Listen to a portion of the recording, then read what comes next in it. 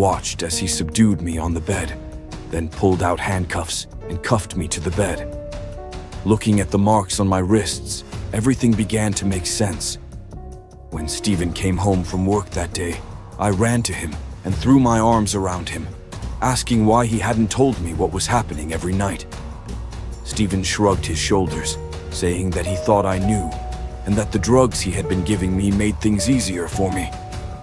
When I asked him why he was even still with me, he explained, "My last girlfriend was a jealous psychopath. You're a walk in the park compared to her."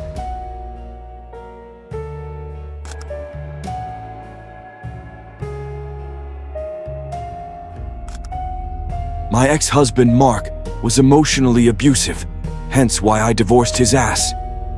His favorite activity was making me feel awful.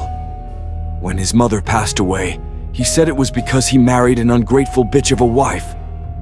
He also loved playing these little head games. He would be in a crappy mood, but try to pin it on me. "What's that face about?" I would look up from whatever I was doing, confused, and say, "What?" And then for the rest of the night, he would say I was in a bad mood. It would drive me crazy. Despite him being an asshole to me, I thought he loved our son, Jaden. At first, I was selfish. I wanted complete custody of Jaden, but I knew he loved his father and would probably resent me for the rest of his life if I took him away from Mark. Thus, Mark and I agreed on shared custody. Jaden would live with me for 2 weeks, and then his dad for 2 weeks. Thankfully, we weren't that far away from each other, so Jaden never had to leave his elementary school and friends. I had started seeing someone romantically about 7 months after Mark and I were officially divorced. Mark lost his shit on me when I told him. I had never seen him so enraged in the 15 years I had been married to him. His face deepened to a new shade of red, and spittle dripped from his mouth as he called me a whore in front of our 12-year-old son. I screeched back, cursing him for being a controlling fucker and dragging our son through our marriage problems. The vein on his forehead throbbed at that last comment, and he punched a hole in the wall.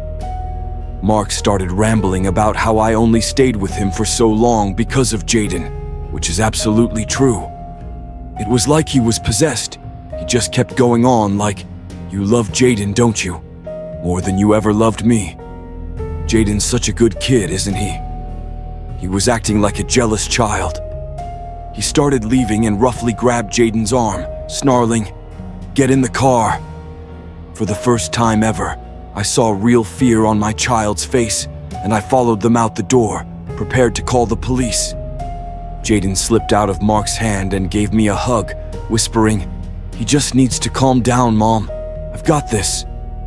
He kissed my cheek and with that, walked back with Mark to the car. I thought Mark loved him, so I let them go. The next morning, I overslept. I had a bit too much wine the night before and kept snoozing the alarm. I had just enough time to throw some casual office clothes on, brush my teeth, and grab a coffee. I was half asleep as I hurriedly got ready and could barely see during the 7 minutes it took me.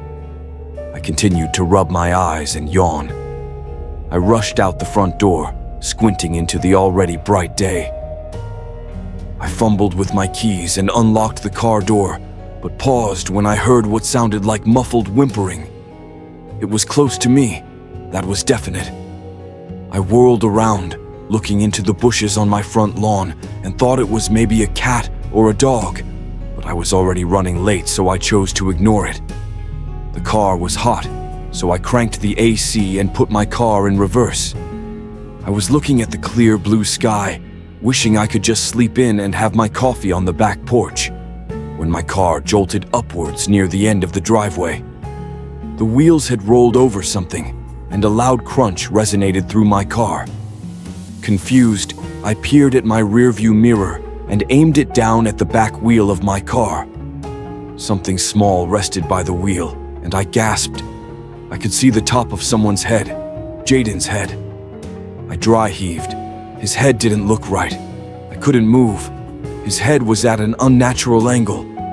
I was screaming at myself to go to him, but every muscle in my body refused to unclench. His little head that I used to kiss before bed.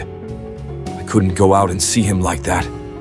I willed myself to think that he was alive, so I opened the door. I collapsed on the driveway, and from far away, I could hear someone screaming. Was it me? I had split him open. I reached for his small arm to feel for a pulse, but that energetic spirit of his didn't touch back. I began hyperventilating as I noticed tape covering his mouth. I threw myself over him to shield his body from any onlooking neighbors. My hands brushed against a rough material. There was rope binding his legs and hands together. Someone had placed him here.